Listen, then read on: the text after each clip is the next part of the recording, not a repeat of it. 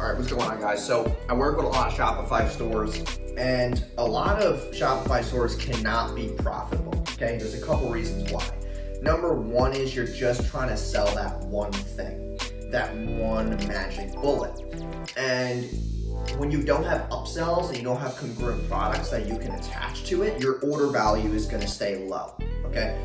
And when you're running Facebook ads, your costs are, always fluctuating back and forth. You might have a $35 product and you're spending, $17 a purchase. Well, your margins on that, you might be breaking even. You don't exactly know your cost per purchase or cost per lead is gonna be on a product that's $35. It depends on the offer, the sales copy, how easy the checkout process is. But the way that you take your purchase value from 35 bucks to 45 to 50 is by having congruent upsells and bundles, ways that people can spend more money. And that's why most people fail with paid ads, is they have this one product that they get like a magic bullet. They're going to keep running ads for this one thing and have no upsells, no email, no SMS, no abandoned cart recoveries. And they're like, oh, I'm not making money, I'm not profiting. Well, you don't have upsells. And that's why on every single Shopify store that I run, I use Candy Rack Upsell. Okay, it depends on the products. If you're selling high ticket, I usually only use Reconvert Purchase Upsell, which is a back-end upsell, or Zipify. But if it's like a low ticket item to about $100, then I'll use Candy Rack Upsell.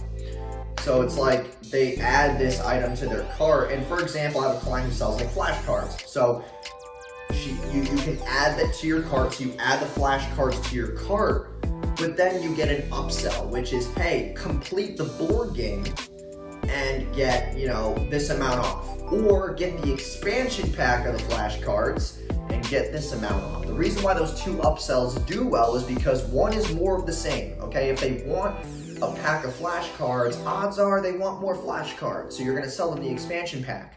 The other reason why is because the other upsell is, well, in the info product niche, it's basically named as faster or better results.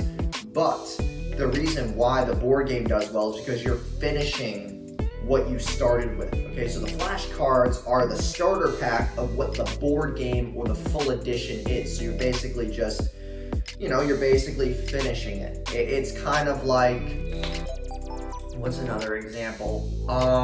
It's kind of like, in Monopoly, right? You want to just buy the board, but the upsell are the pieces. How are you going to play the full board game without the pieces?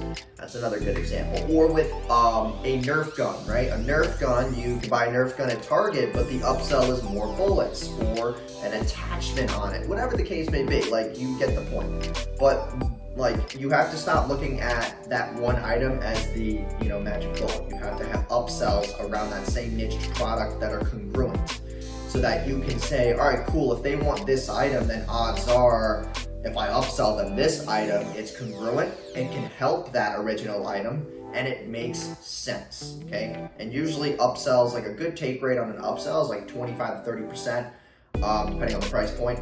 But yeah, that's definitely a good take rate on that first upsell. And then you can use Reconvert Purchase Upsell to upsell them again on the back end. So it's there's opportunities for you to sell at all wavelengths. And just make sure that if you're a Shopify store owner right now and you're selling that one product, go and find at least 2 to 3 products that are congruent that you can sell as upsells with that main bestseller. All right, guys. So thank you guys for watching. Like the video, comment any questions you have down below, subscribe if you're new, and I'll see you guys in the next video.